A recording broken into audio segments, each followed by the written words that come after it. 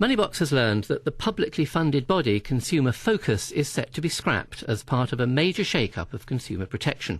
We understand also that the Office of Fair Trading, which took the high-profile case against the overdraft charges on current accounts, is also to go. Parts of it will be absorbed into the Competition Commission, but its consumer activities, including pursuing companies through the courts, will largely be taken over by the 167 local trading standards offices paid for by local councils. We also expect that Consumer Direct, the national number you ring if you want consumer advice, will be moved to Citizens Advice. The official announcement is expected in the next couple of weeks, probably before the spending review on the 20th of October. This is part of the Public Bodies Review, the government's plan to get rid of hundreds of what we used to call quangos. Well, with me is Mick McAteer first, the founder and director of the Financial Inclusion Centre. Mick, none of these changes has been announced by the government. It's refusing to comment on this. A lot of people I spoke to yesterday, though, confirmed the general thrust of it. If it happens, will it matter for consumers?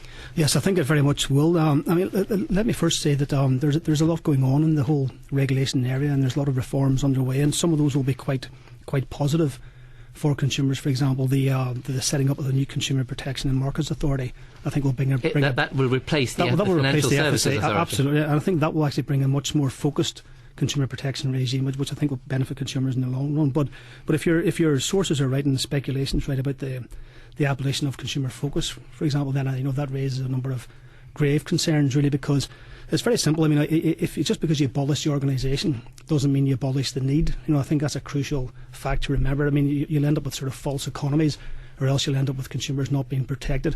And the critical factor here is that it's not as if the consumer interest is actually overrepresented in financial services. Now, I can think of 8 trade associations off the top of my head who spend a lot of time lobbying government and lobbying the FSA to actually change the law for the benefit of their companies against the interests of consumers.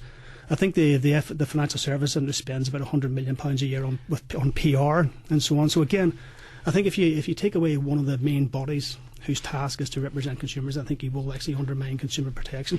And the other, if I could make another point, it's a bit of a myth here that Consumer Focus does the same job as Which, for example. They do very, very different things. Consumer Focus has a very strong brief to look after the vulnerable consumers, and our regulatory system is more or less geared up to protect the interests of Middle England, not the most vulnerable in society. OK, well, also with us is Matthew Sinclair, Director of the Taxpayers Alliance, which says it opposes all tax rises and criticises what it calls wasteful spending. Matthew Sinclair, you've written to government saying scrap Consumer Focus, so if this is true, it'll be good news for you. Absolutely, it'll mean that... Why? I think that it's really vital that we look at where quangos are essential, where they are fulfilling functions that can be best fulfilled within the public sector, and where we can start to cut back. And I think that one of the areas, one of those quangos that can be cut is Consumer Focus. I think its independence is compromised by being an agency government funded.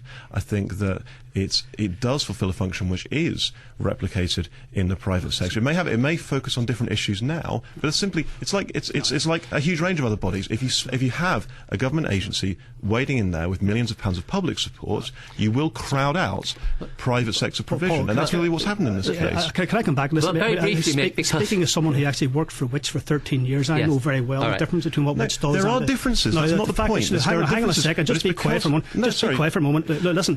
The important thing is the financial services sector costs British consumers between £7 and £10 billion a year in consumer detriment. What the government spends on Consumer Focus is a drop in the ocean compared to that detriment. Mick McAteer, thanks. But we also are fortunate to have in the studio with us, in fact, Mike O'Connor, who is Chief Executive of Consumer Focus. Mike O'Connor, are you going to be scrapped in a week or two?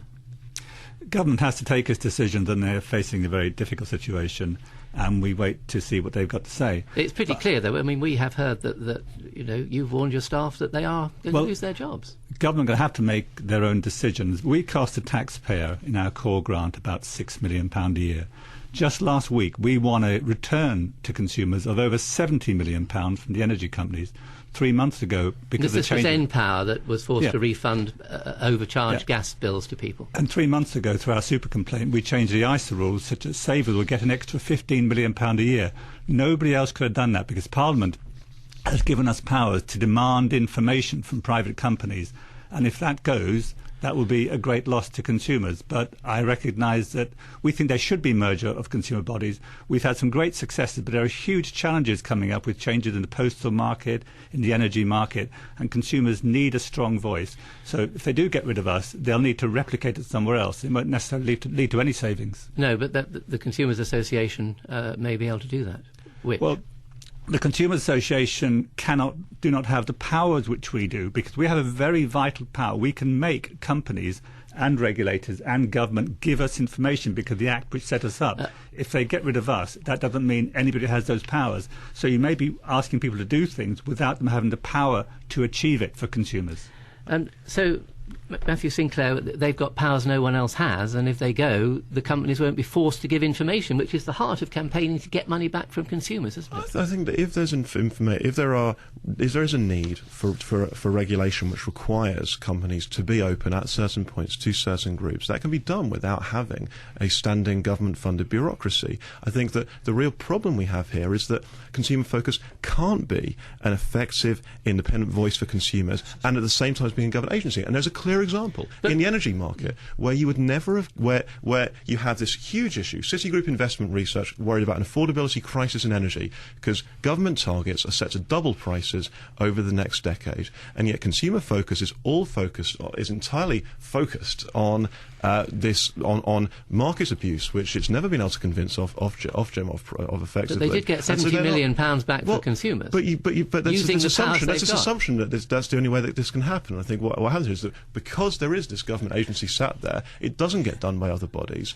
But I think the reality is that this body is stepping in, and it's not really representing consumers because it can't speak against government. That's simply untrue. Time and time again, we've opposed government policy on the Digital Economy Act, on the market, on energy. We have campaigned and we have made it clear the issue of green taxes. I have watched You're you simply guys. untrue. I've watched your campaigns on these issues, and it's always focused on these perceived market abuses and not on the massive role that government policy is playing in driving up energy prices. Matthew, 30 seconds at the very most. Again, look, I think the Taxpayers Alliance has to get real on this issue.